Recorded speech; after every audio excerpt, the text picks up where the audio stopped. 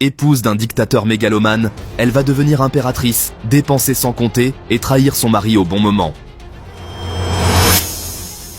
Dans les années 60, la jeune Catherine d'Anguiadé n'a que 20 ans quand elle rencontre Jean Bédel Bokassa, le nouveau dictateur de la Centrafrique. L'homme est un militaire charismatique, ambitieux et violent. Il tombe amoureux et l'épouse.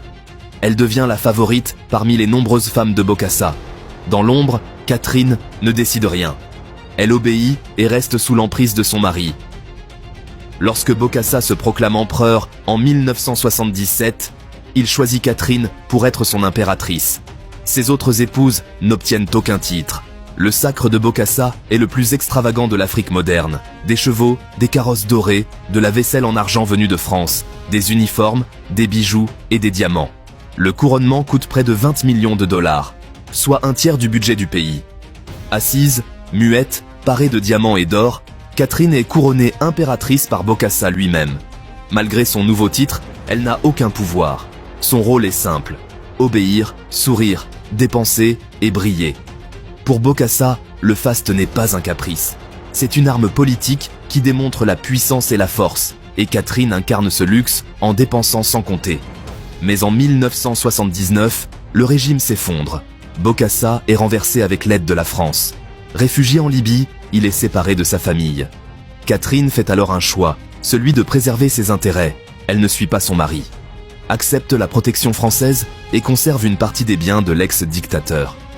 Pendant que Bokassa subit la déchéance, l'exil puis la prison, Catherine vit discrètement et confortablement. Elle n'a jamais été condamnée pour les dérives dépensières du régime Bokassa. Ni jugée, ni inquiétée. En 2010, elle retourne en Centrafrique et obtient une pension d'État, en tant que veuve d'un ancien chef d'État.